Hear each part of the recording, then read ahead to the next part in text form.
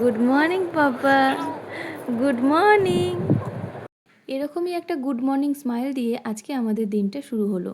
আজকের দিনটা ছিল জামাই ষষ্ঠীর পরের দিন। যেহেতু আগের দিন আমরা রাতে বাড়ি চলে এসেছিলাম, তাই আজকে আবারও রেডি সেডি হয়ে আমরা ওই বাড়িতে চলে যাব।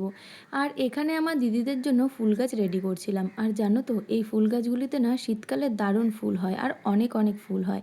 এখানে মিমো তো দিদুন বাড়ি যাওয়ার জন্য রেডি হয়ে গেছে, তবে রেডি করাতেই বাইরে ঝমঝমিয়ে বৃষ্টি নেমে গেছে।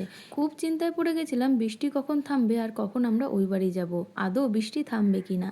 তারপর বৃষ্টিটা একটু ধরতেই আমরা চলে এসেছিলাম। আর ওয়েদারটা যেহেতু আজকে অনেকটাই খারাপ ছিল, তাই মিমোকে আর স্নান করাইনি। এখানে এসে একটু গরম জল করে ওর গাটা ভালো মতন মুছিয়ে দিয়েছিলাম। আর মিমোর না দেখি যে একটু ওয়েদার খারাপ হলে ও কাঁচতে শুরু করে দেয়। তারপরে বসে গেছিলাম দুপুরের খাওয়া দাওয়া করতে। আর আজকে ছিল যেহেতু জামাই বাজার, আর আজকের মেনু ছিল মাটন কষা। প্রায় 60 থেকে 70 কিলো এঁচড় বিক্রি করে দেওয়ার পর মোটে আর কয়েকটা কাঁঠাল রয়েছে গাছে।